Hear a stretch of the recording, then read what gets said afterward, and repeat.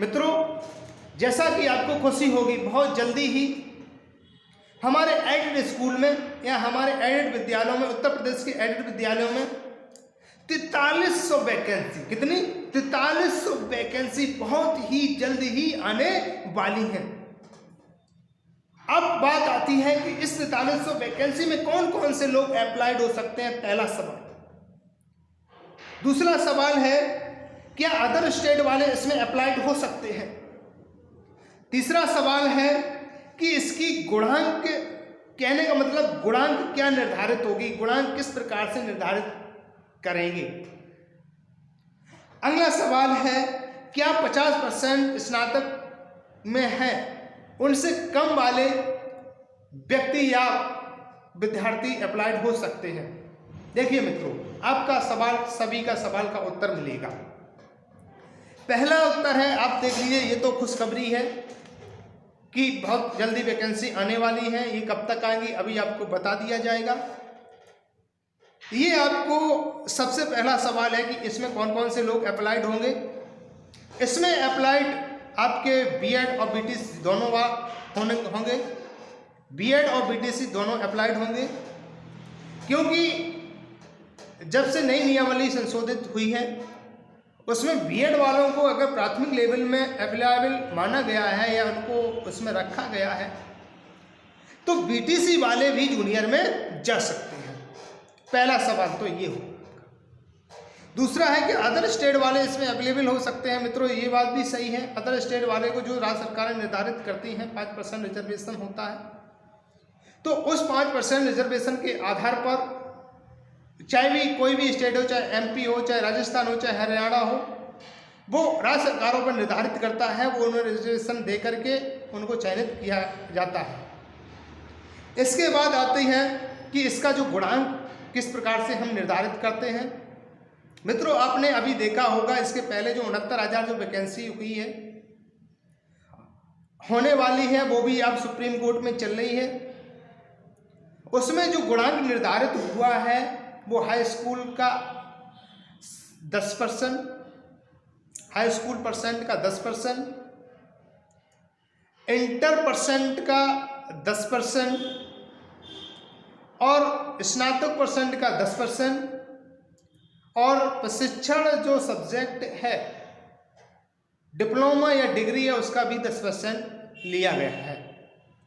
और जो super TET में निर्धारित है, सुपर टेट का उन्होंने 60% लिया है। देख लीजिए मित्रों, किस प्रकार से निर्धारित करते हैं उसके बारे में आपको समझा रहा हूं। जैसा कि आपके हाई स्कूल में 60% अंक आए हैं, तो 60% यदि आपके अंक आए हैं तो आपके उसमें 6 अंक जोड़े जाएंगे, यानी कि 10% अंक जोड़े जाएंगे। इंटर यदि आपकी 60% है तो उसके भी आपके 10% जोड़े जाएंगे। स्नातक यदि आपकी 60% है तो उसमें भी आपके 6 अंक जोड़े जाएंगे। प्रशिक्षण सब्जेक्ट डिप्लोमा या डिग्री यदि आपकी 60% है तो उसके भी आपके 6 अंक जोड़े जाएंगे।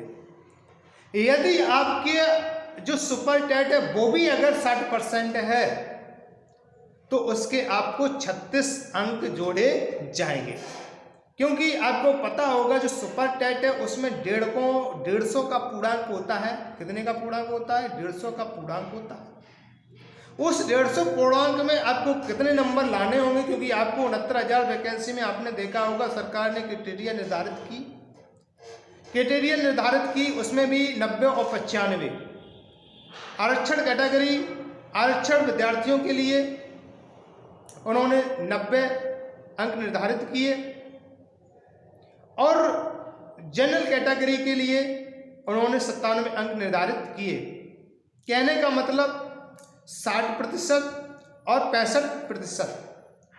आपको 150 में 90 अंक और 97 अंक लाना होगा, तभी आप सुपर टेट के लिए अवेलेबल होंगे, ये मानना है।